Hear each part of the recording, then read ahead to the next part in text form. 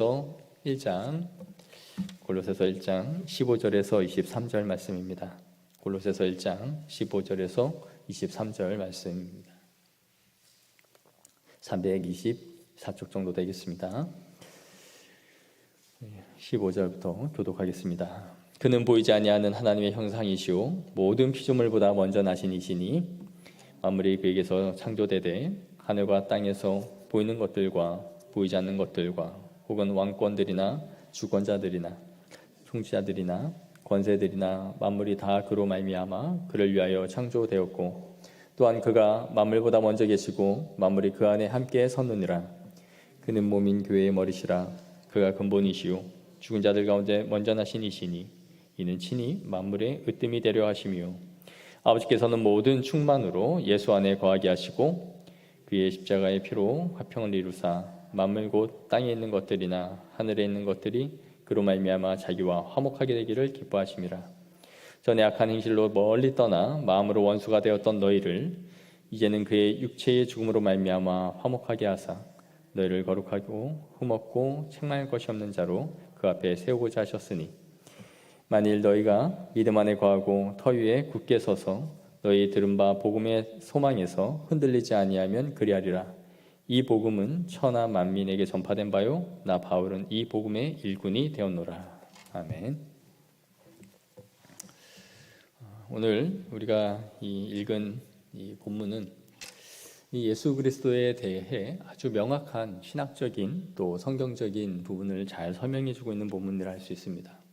이 서신서를 읽을 때 또 우리가 생각하면서 중요하게 생각해야 할 것은 왜 이 말을 썼을까라는 것이죠. 우리가 보면 그냥 당연한 말인 것 같지만 아마 그 당시 성도들에게는 그것이 당연한 것이 아니었을 거예요. 바울이 자세하게 예수 그리스도에 대해서 설명하고 있는 이유는 당시에 득세하고 있는 이단들 때문이었습니다. 골로새 안에는 이단적인 거짓 가르침들이 침투해 있었고 성도들을 현혹시키고 있었던 것이죠. 이단이 유익한 것이 하나도 없지만 역사 가운데서 이단이 준 유익 가운데 하나라고 한다면 그것은 아마 기독교의 진리를 분명하게 서술할 수 있는 기회를 주었다라는 것이죠. 이단이 없었다면 예수 그리스도에 대해서 삼위일체 하나님에 대해서 그렇게 자세하게 말할 만한 기회가 없었을 것이에요.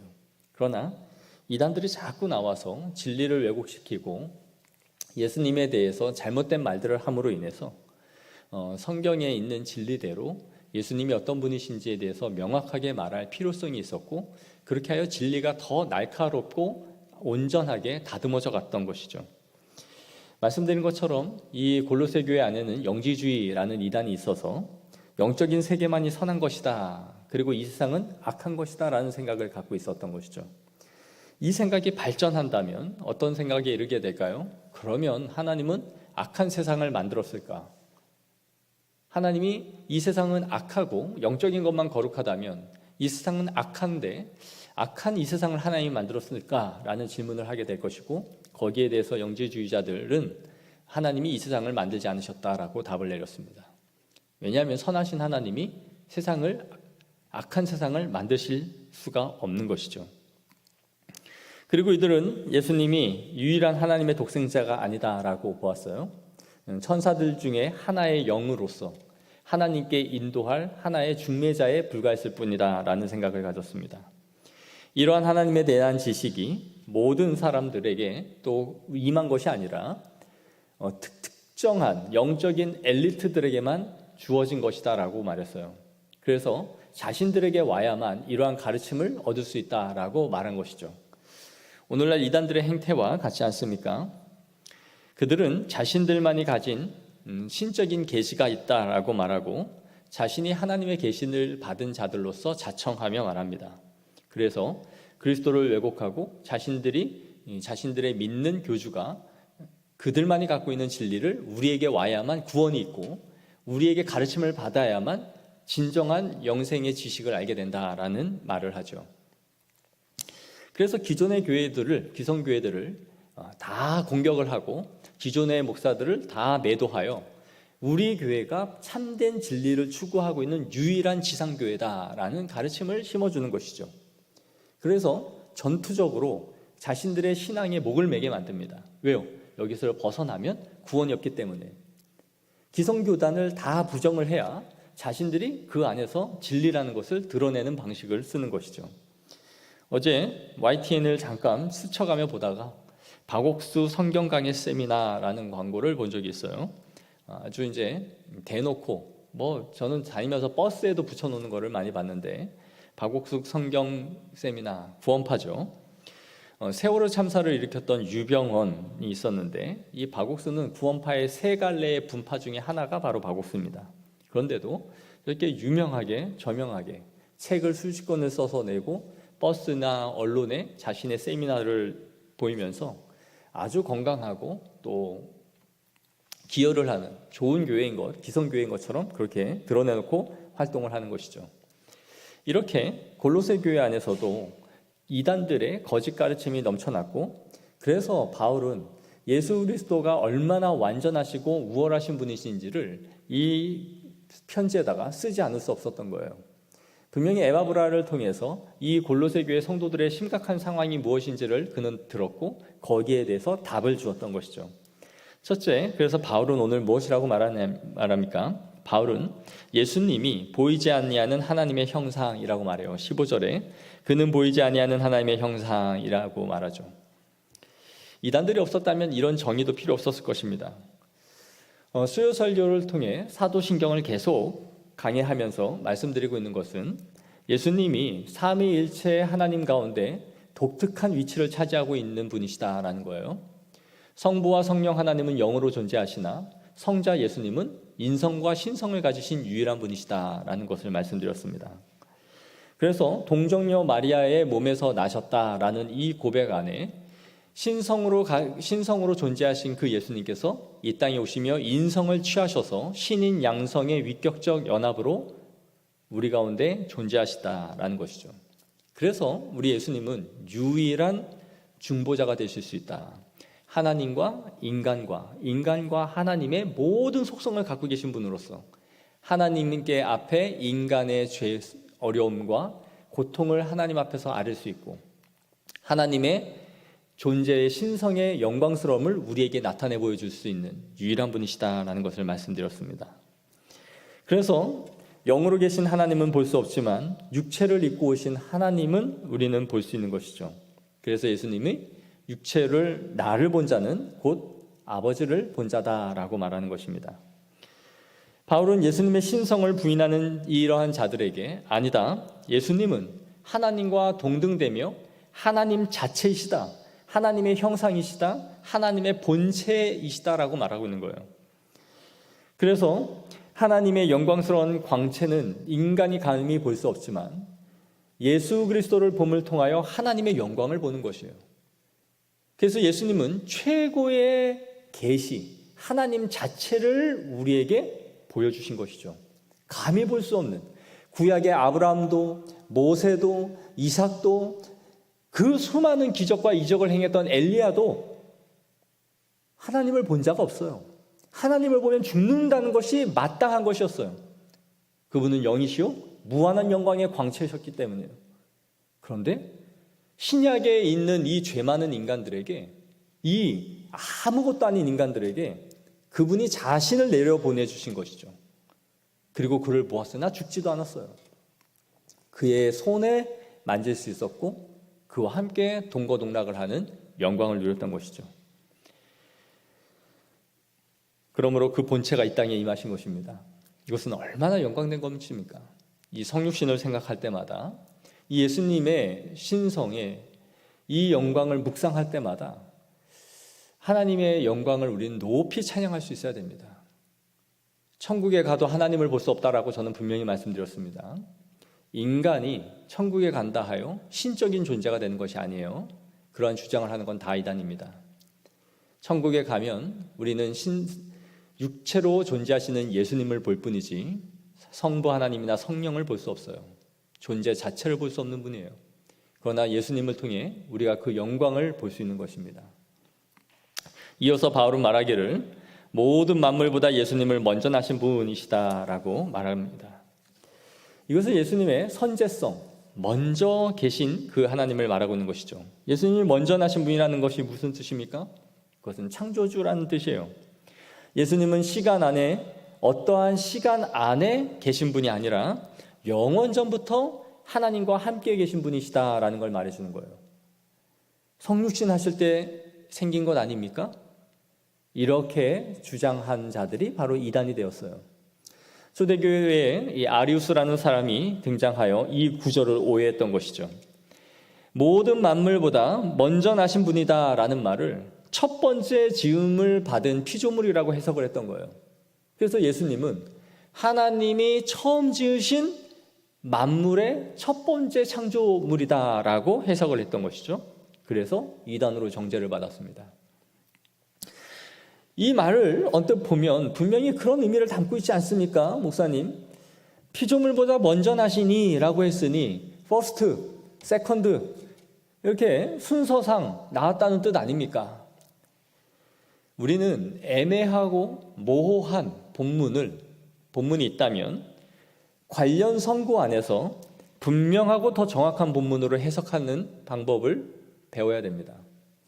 애매한 성경 구절을 더 분명하게 말하고 있는 구절로 해석을 하는 것이다 라는 것이 성경 해석의 원리예요. 그럼 더 정확하고 분명하게 예수님을 어디서 말하고 있습니까? 요한복음 1장 1절입니다. 태초에 말씀이 계시니라. 이 말씀이 하나님과 함께 계셨으니, 이 말씀은 곧 하나님이시니라. 로고스가 함께 계셨으니 그가 곧 하나님과 함께 있었음을 말하는 것이죠. 요한복음 다시 1장 3절로 가면 한번 다 같이 읽겠습니다. 시작. 만물이 그로 말미암아 지은 바 되었으니 지은 것이 하나도 그가 없이는 된 것이 없느니라. 아멘. 하나님이 지으셨다라고 말하는 것이죠.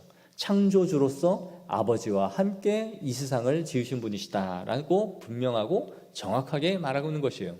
그러니 오늘 본문에 먼저 나신 이라고 말하는 것은 먼저 아버지와 함께 존재하신 분이라는 의미가 되는 것이죠. 그래서 요한복음 8장 58절에 보면 진실로 진실로 너희에게 이르노니 아브라함이 나기 전부터 내가 있느니라 라고 말해요. 아브라함은 구약의 믿음의 조상이잖아요.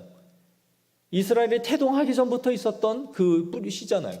그런데 예수님이 내가 아브라함이 있을 전부터 있었다, 이 말을 듣고 유대인들은 분개했습니다. 네가 나이가 몇 살인데 아브라함을 보았다라고 말하냐? 바로 예수님의 선제성을 말씀해 주신 것이죠. 내가 성육신하기 이전에 이미 구약의 성도들과 함께 있었다라는 것을 말해주는 것이에요. 그래서 17절에도 또한 그가 만물보다 먼저 계시고 만물이 그 안에 함께 섰느니라 라고 말해요. 여기서 함께 섰다라는 이 동사는 유지하고 보존하고 지탱한다라는 뜻이에요. 즉 내가 이 세상을 만들었고 내가 이 세상을 지금 유지하고 있으며 지탱하고 보존하는 분이 바로 나다라는 것을 나타내 보이신 것이죠. 그래서 하나님 예수 그리스도가 창조하시고 이 세상의 만물을 붙잡고 있는 그 하나님으로 우리에게 말씀해 주고 있는 것입니다. 그러면 이렇게 지어진 이 세계가 왜 지어졌을까요? 왜 하나님은 이 세상을 천지를 창조하신 것일까요? 무언가를 필요로 하지 아니하시고 완전하신 그 하나님께서 왜 이 세상을 만들었을까요? 그것이 16절에 나옵니다. 만물이 그에게 창조되되 하늘과 땅에 보이는 것들과 보이지 않는 것들과 보이는 이 세상과 보이지 않는 영적인 세계와 혹은 보좌들이나 주관들이나 정사들이나 권세들이나 만물이 그로 말미암고 그를 위하여 창조되었다. 이 세상에 있는 모든 권력자와 능력과 왕과 나라의 권세를 잡고 있는 모든 것 하나하나가 그를 위하여 창조되었다라고 말하는 것이죠. 자신이 이 세상을 만든 이유와 목적이 나에게 있다라는 것을 말씀해 주고 있는 거예요. 그렇게 지어진 이 창조 세계가 존재하는 것이 바로 하나님의 영광을 위해서 존재한다라는 것입니다. 여러분, 이 세상에 우리가 살아가는 이유와 목적이 무엇입니까? 많은 사람들, 이타적이라는 사람은 나는 내 가족을 위해서 삽니다. 내 가족을 위해서 돈을 법니다 라고 말할 거예요. 나는 내 자녀가 행복하고 웃는 것을 보면 그것이 내 인생의 모든 목적입니다 라고 말했을지 모릅니다. 또 누군가는 더 그보다 이타적인 삶을 산다면 나는 내가 이룬 부나 명예나 모든 힘을 이 인류의 발전을 위해서 쓰고 싶다라고 말할지 몰라요. 아직도 기근과 물이 없어 죽어가는 수많은 사람들과 교육의 평등함을 누리지 못하는 그 사람들을 위해서 나는 내가 가진 지성과 모든 힘을 그들을 위해서 살겠습니다 라고 말하는 사람이 있을지 몰라요. 아름답고 숭고한 삶이죠. 그러나 그것이 매우 아름다운 삶이라 할지라도 성경에서 말하는 인간의 존재됨은 아니에요. 내 가족을 위해서 희생하는 가장의 모습, 온 인류를 위해서 살다간 슈바이처 같은 박사의 모습, 좋죠. 그러나 그것이 성경에서 말하고 있는 인간의 존재의 창조의 목적은 아니다라는 거예요. 무엇을 위해 살아가는 것입니까? 주의 영광을 위하여 사는 거예요. 예수 그리스도의 영광을 위해서 살아가는 것 안에 우리의 모든 삶의 목적이 거기에 다 들어오는 거예요. 결혼을 하는 이유가 뭡니까? 내 사랑을 이루고 행복한 가정을 이루는 것입니까? 좋은 직장에 가는 이유가 무엇입니까? 내 명예와 이름을 내세우고 고액의 연봉을 받기 위함입니까? 왜 성공을 하려 합니까? 그 부로 내가 더 많이 누리고 혹은 남는 잉여의 자원으로 누군가에게 좀 더 베풀면서 사는 삶을 살고 싶기 때문입니까? 아니에요. 우리는 이 모든 답 하나하나에 주의 영광을 위해서라고 말할 수 있어야 돼요. 그런 답을 우리가 할 수 없다면 우리는 기독교 세계관으로 정립되어져 있지 않은 신앙을 하고 있는 거예요. 기독교 세계관에 정립이 되지 않아서 끊임없이 예수 그리스도를 통해서 나의 만족과 나의 행복을 누리는 것으로 살아가는 것이죠. 내가 행복하지 않다면 신앙도 버릴 수 있고 나에게 많은 희생을 요구한다면 그 신앙도 나에게는 유익함이 없는 것으로 여기는 거예요. 우리는 주님을 위하여 살 때에 가장 안전하며 행복하며 기쁨을 누리는 존재예요. 왜냐하면 하나님이 그렇게 지었기 때문이에요.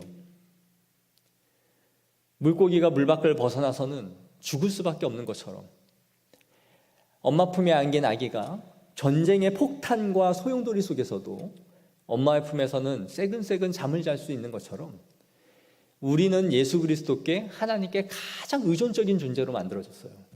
인간의 불행은 그 하나님을 떠남으로 인해 생긴 거예요. 그러므로 하나님께 의존하는 자들에게 하나님께서는 모든 것을 넘치도록 채워주시고 그를 인도해 가시는 것입니다. 모든 주관자와 권세들, 하늘에 보이는 것들과 보이지 않는 것들을 창조하신 이유와 목적이 나를 지으신 이유가 주의 영광을 위하여 나의 삶을 사용하기를 원하신다라는 것이에요. 바울은 창조주이신 예수님에서 이제 교회의 머리 되신 예수 그리스도를 말합니다. 바울은 여러 곳에서 교회의 머리는 그리스도요, 교회는 그의 몸이다 라고 말을 하죠. 고린도전서 12장 27절을 보시면 너희는 그리스도의 몸이요 지체의 각 부분이라 라고 말을 해요. 또한 에베소서 1장 22절에도 만물을 그 발 아래에 복종하게 하시고 그를 만물 위에 교회의 머리로 주셨느니라 라고 말해요. 오늘 본문에서도 역시 동일하게 그렇게 말씀하고 있죠. 이것은 교회를 유기적으로 말하고 있는 거예요. 유기적이라는 것은 아주 세밀하고 밀접하게 연결되어져 있다는 거예요. 이렇게 세밀하고 밀접하게 연결되어져 있는 것으로 말할 때에 가장 잘 연결되어져 있는 것이 뭘까요? 몸이에요.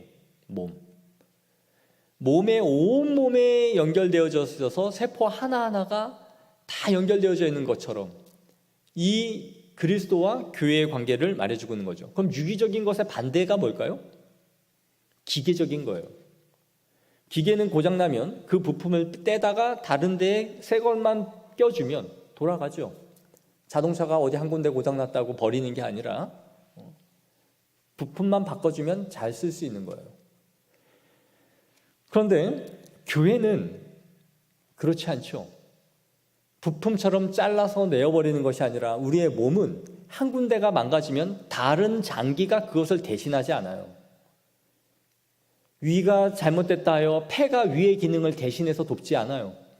눈이 잘못됐다 하여 귀가 눈의 기능을 하지 않아요. 이것이 유기적으로 연결되어져 있어서 각각의 그 일을 쓰임에 맞도록 하나님이 지으신 것이죠. 그런데 머리가 대신 그리스도, 몸이 그리스도의 통치를 받는 몸이다라고 말하는 것이죠. 그럼 머리 대신 예수님이 어떻게 교회에게 지시를 하시고 교회를 다스리시며 교회를 주관하시고 교회에 사명을 주실 수 있을까요? 목회자가 열심히 기도를 하면 내일부터는 이것을 해라. 내년의 표어는 몇 장 몇 절이니라. 너희는 이거를 하도록 하여라. 그래서 교회가 사명을 부여받습니까? 아니죠. 교회는 성경대로 이끌려가는 것을 통하여 말씀 안에서 원리를 찾아내고 그 하나님의 말씀을 통해서 교회가 그리스도의 머리됨을 보여주는 거예요. 인간적인 방식이나 몇몇의 목소리가 큰 사람들이 소리를 지르고 자신의 핏대를 내세운다 하여 교회가 그것에 끌려가는 것으로서 교회가 하나님의 영광을, 하나님의 머리됨을 드러내는 것이 아니에요. 모두 다 하나님의 말씀 앞에 부복하고 엎드리는 것을 통하여 재정의 쓰임 하나하나, 교육부를 세워가는 과정 하나하나, 모든 부서와 목장의 원리 하나하나가 성경의 원리대로 나아가고자 힘씀을 통하여 우리는 그리스도의 통치를 받고 있다는 것을 뼈저리게 알아가는 거예요. 여기서 벗어나면 아무도 교회가 그리스도의 통치를 받는다 생각하지 않아요. 오늘날 교회가 왜 손가락질을 받고 비난을 받습니까? 니들이 믿는 하나님이 과연 성경에 있는 하나님이 니네 교회 안에 그렇게 이끌려 가고 있냐? 니들이 그렇게 살고 있냐라고 우리한테 손가락질을 하는 거잖아요.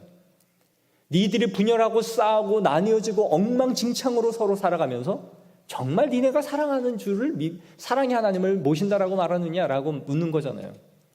니들의 재정을 니들의 속 안에 니들을 채우는 일에, 자신들이 먹고 마시는 일에 똘똘 그렇게 쌓아가고 부동산을 투기하듯 그렇게 나아가면서 그것이 성경의 원리냐라고 우리에게 묻는 거잖아요.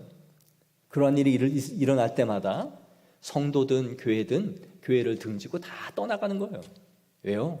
우리가 삶으로 하나님의 통치를 받고 있지 않다라는 것을 보이는 것이죠. 우리는 그래서 무언가를 결정하고 실행해 나갈 때마다 예수님의 통치가 우리는 어떤 말씀에 근거하여 이것을 하고 있는지에 대한 리퍼런스를 달 수 있어야 돼요. 그리고 거기에 대해 성경적으로 제안을 할 수 없다면 입을 함구해야 돼요. 내 생각에는 이 말이 필요가 없는 거예요. 교회는 왜 내 생각을 말해요?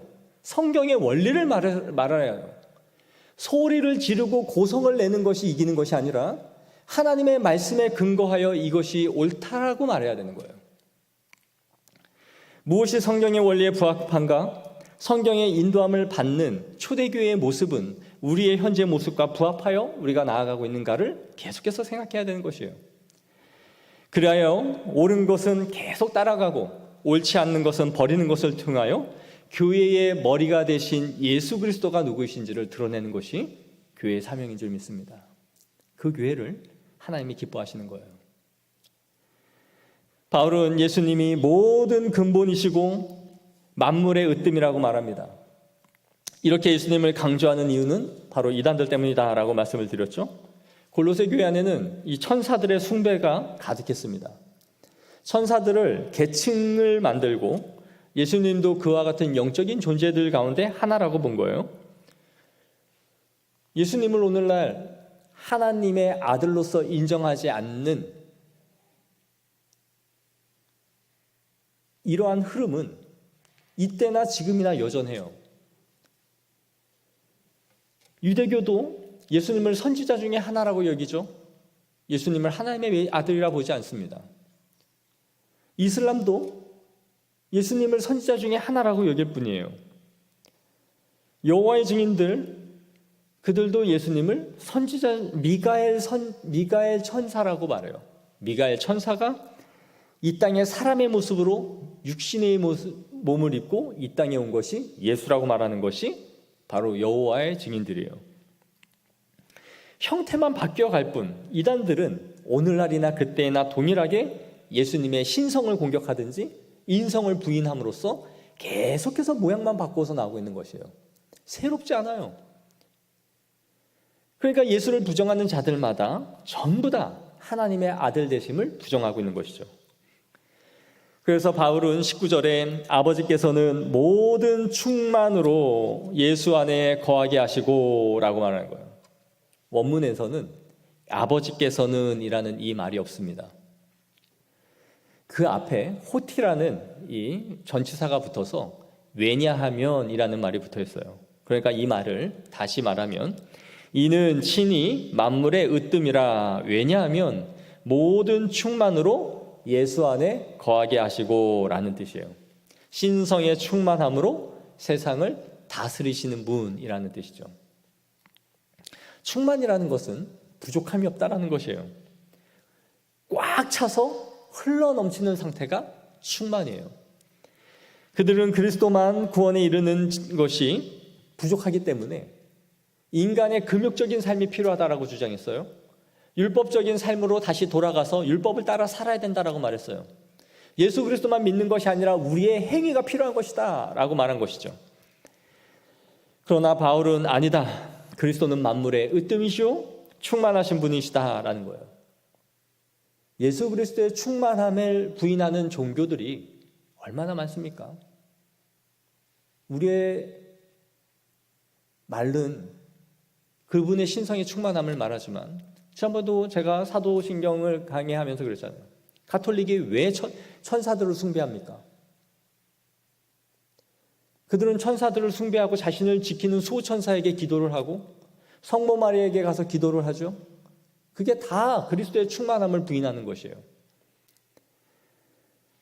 우리가 마땅히 예수 그리스도를 믿음으로 이 세상의 빛과 소금의 역할을 감당해야 되는 것은 맞지만 내가 도덕적이고 윤리적인 삶을 잘 살아가는 것을 통하여 구원에 이른다라고 말한다면, 그래야 내가 하나님 앞에 구원을 받을 수 있는 자격 조건을 갖출 수 있다라고 말한다면 그것은 그리스도의 충만함을 거부하는 것이에요. 세상에 기독교라는 이름을 갖고 있으면서도 끊임없이 그리스도 외에 다른 것을 보충하려 하는 것이죠. 그러나 예수 그리스도는 분명히 우리의 구원의 필요 충분 조건이시며 완전한 신성의 충만함으로 우리의 구원에 필요한 모든 것을 그분이 주셨다라고 말하는 것이에요. 그러니 여러분은 구원을 받고 있는 중이 아닙니다. 이미 하나님의 자녀가 된 것입니다. 자녀가 되었기에 그러한 삶을 요구받을 수 있는 거예요. 우리가 고아원에 가서 어떤 아이를 입양한다라고 할 때 10가지의 목록을 써주면서 넌 앞으로 원장님 말씀에 이것을 행하고 이런 것을 잘하고 수학 점수는 몇 점 이상 받고 뭐를 너가 충실히 했다라는 것을 1년 후에 내가 와서 보고 나서 널 입양할 거야. 그런 부모가 있을까요? 어릴 때 아기를 데려오는 사람은 그 아이를 데려놓고 그 아이의 문화와 가운을 가르치겠죠. 내 자녀가 되었고 우리 집에 호적으로 등록시켰으니 넌 이제 내 자녀다. 그러니 이제 내 말을 따라야 되고 우리 가정에 좋은 문화들을 배워나가야 된다. 이것이 순서죠. 우리에게 구원을 두렵고 떨림으로 이루라라고 하였지만 분명히 이것은 아직 이루지 못한 우리의 구원을 말하는 것이에요. 그러나 그것은 영화의 단계에서 이루어야 할 우리의 찬란하고 아름다운 구원을 말하는 것이지 자녀가 아직 덜 됐기 때문에 자녀가 되는 과정이다라고 말하는 것은 아니에요. 그러므로 예수 그리스도가 이미 우리의 구원에 모든 필요한 것들을 주셨음을 믿는 것이에요. 그럼 완전하고 충만하신 그리스도께서 어떻게 우리에게 무엇을 주셨는가 하는 것을 이제 설명하고 있는 것이죠. 보이지 않는 세계와 보이는 세계, 이 세상의 주관자와 우주의 질서, 이 모든 것을 만드신 그분이 너희를 어떻게 유익한 것을 주셨는가. 20절에 그의 십자가의 피로 화평을 이루사 만물 곧 땅에 있는 것들이나 하늘에 있는 것들이 그로 말미암아 자기와 화목하게 되기를 기뻐하셨다. 그럼 우리가 화목하기 전에는 어떤 상태에 있었습니까? 21절에 악한 행실로 멀리 떠나 마음으로 원수가 되었던 너희라고 말해요. 에베소서 2장 2절 3절에도 그때의 너희는 그 가운데 행하여 이 세상 풍조를 따르고 공중의 권세 잡은 자를 따랐으니 곧 지금 불순종의 아들들 가운데서 역사하는 영이라. 전에는 우리도 다 그 가운데서 우리 육체의 욕심을 따라 지내며 육체와 마음에 원하는 것을 하여 다른 이들과 같이 본질상 진노의 자녀였으니 라고 말하죠. 그러니까 우리가 그리스도께로 돌아가기 전까지는 우리는 끊임없이 하나님과 불화한 상태요, 원수된 상태예요, 서로 적대시하는 상태예요. 서로 총뿌리를 겨누고 노려보는 상태, 이걸 말하는 거죠. 적이라는 거예요. 그러므로 그리스도를 믿는다는 것은 하나님과 화평하여진다라는 걸 의미해요. 화평해진다는 것은 하나님의 진노와 공의의 잔을 거두신다라는 거예요. 우리를 죄값대로 갚아주시지 않겠다라는 것이에요. 이제 너는 진노의 대상이 아닌 사랑의 대상으로 너를 바꾸었다라는 거예요. 다시 사랑하겠다라는 뜻이죠. 그래서 화목한 상태가 되어 화목제물이 되어주신 예수 그리스도 앞에 우리가 모일 때마다 그분과 거룩한 교제를 나누는 거예요. 거룩한 입맞춤을 하는 거예요. 우리가 교회당에 예배당에 들어올 때마다 하나님은 우리를 거룩하게 입맞추시고 영적으로 우리를 그의 품에 안아주시는 거예요. 그러므로 우리의 가장 큰 숙제는, 인생에 있는 가장 큰 숙제는 바로 하나님과 화해하는 것입니다. 우리 하나님께서 잘못은 우리가 했음에도 불구하고 화해의 손은 그분이 먼저 내미신 거예요. 온갖 깽판과 잘못은 인간이 저지르고 하나님의 나라를 박살을 내고 선악과를 따먹으면서 언약을 깨뜨리고 이 세상에 만드신 하나님의 창조의 목적을 다 어그러뜨린 것은 우리인데, 화해의 길도 우리에게 열어주시고 예수 그리스도도 우리에게 주시고 이제는 화해하자, 나와 화평하자라고 손을 내밀어 주신 거예요. 그런데 이 세상에 살아가는 인간들이 어떻게 합니까? 거룩한 그분의 화해의 손을 쳐서 날려버리는 거죠. 그 더러운 손 치워요. 그런 화해쯤 없어도 나는 혼자 잘 살아갈 수 있습니다. 이것이 우리의 배은망덕하고 극악무도한 행위예요. 우리는 TV에서 사람들을 3명, 4명씩 죽이면서 카메라의 기자에 카메라를 비추고 유가족들에게 미안하다고 생각이 들지 않습니까? 무슨 말을 하고 싶습니까? 라는 질문에 씩 웃고 카메라를 보고 웃고 있는 그를 보면서 분노에 차지 않습니까? 저런 인간 쓰레기 같은 놈이 있나? 마땅히 사형을 받아 죽어야 할 놈이다. 사람을 저렇게 죽이고도 저런 행위를 하다니 마음에 심히 분노하지 않습니까? 그러나 하나님께 돌아오지 않는 죄인의 모습은 그것보다도 훨씬 악한 것이에요. 하나님의 상조세계를 풍비박산냈을 뿐만 아니라 하나님이 주신 이 세계에서 무의도식하고 있어요. 하나님이 주신 태양, 하나님이 주신 공기, 하나님이 주신 일반 은총 속에서 일을 하고 먹고 자고 모든 것을 다 누려요. 사계절을 누리고. 그러나 하나님이 그의 아들을 보내심으로 영적인 풍성한 은혜의 자원들도 내가 너에게 허락해 주겠다, 구원으로 가는 길을 너에게 내려주겠다라는 그 말에 그 극악무도한 살인범인 우리들이 그분에게 미소를 날리면서 그런 것쯤은 없어도 난 충분하다 라고 말하는 것이죠. 그러니 그 불안 상태로 있는 인간이 심판주로 그분이 영광 가운데 구름을 타고 오실 때에 그들에게 진노의 잔을 부으시는 것이 마땅한 공의가 아닙니까? 이렇게 원수된 사람들이 하나님과 자녀가 되었을 때에 우리의 누리는 영광은 무엇입니까? 성경은 이렇게 말합니다. 이제는 그의 육체의 죽음으로 말미암아 화목하게 하사 너희를 거룩하고 흠이 없고 책망할 것이 없는 자로 그 앞에 세우고자 하셨다. 우리는 예수님을 믿으면서도 항상 하나님 앞에 서는 것이 두렵지 않습니까? 저는 늘 그랬습니다. 마라나타 주 예수여 어서 오시옵소서. 그것을 내가 할 수 있을까?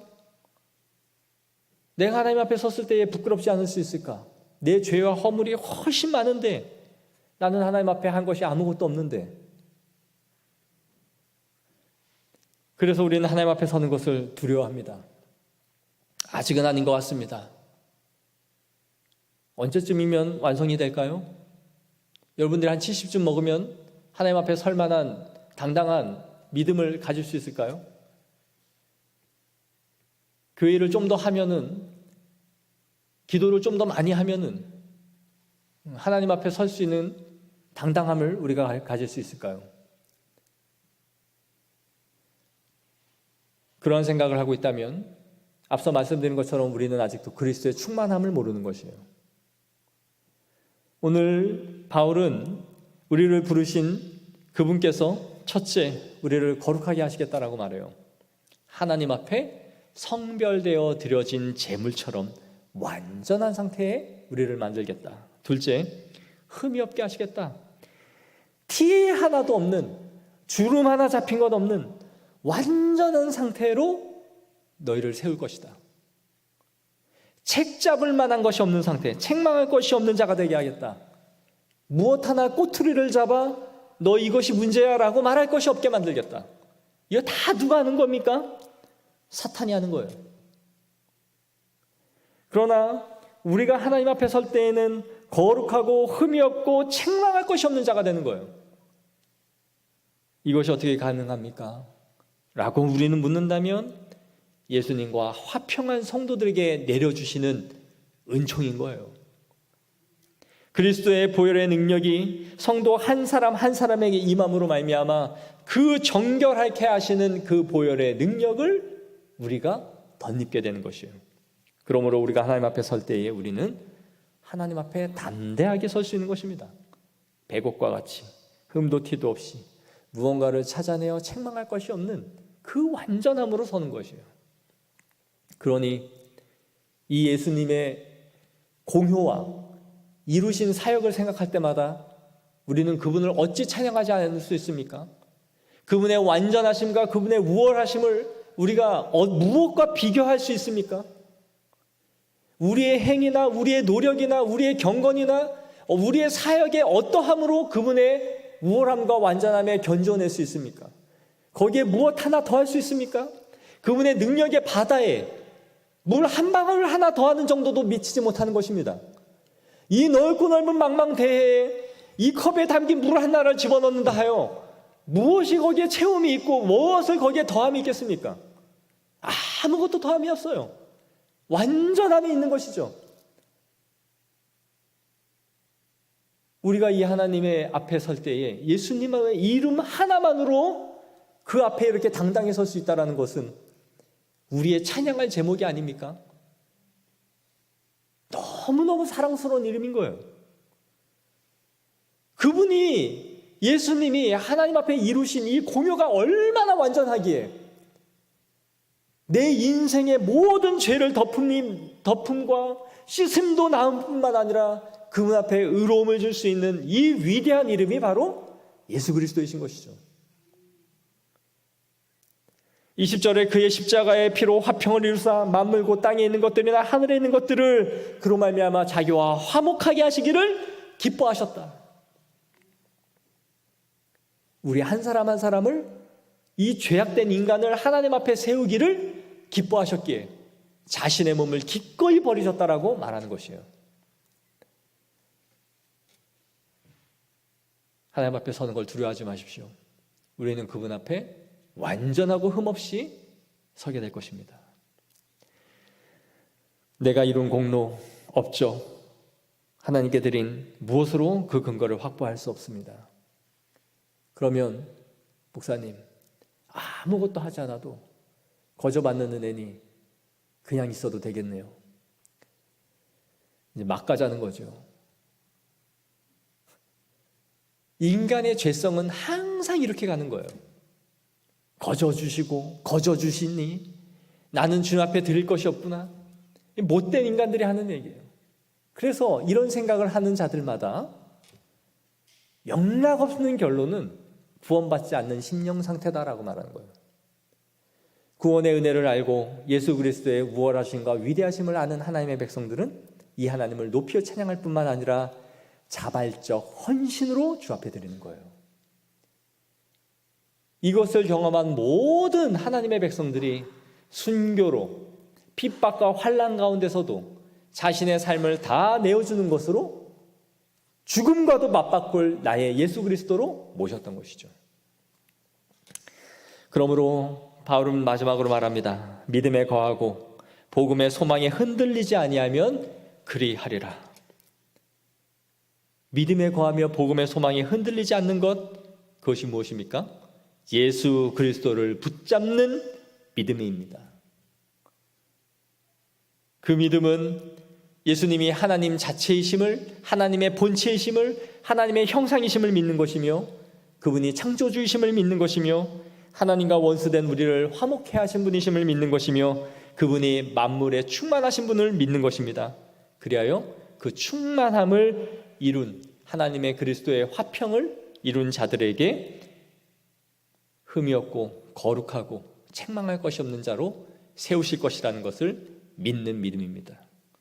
그 믿음을 붙잡는 자들마다 우리는 결코 우리의 구원이 흔들리지 않을 것이며 하나님 앞에 우리의 삶을 기꺼이 드릴 수 있는 거룩한 심령들이 채워질 줄 믿습니다.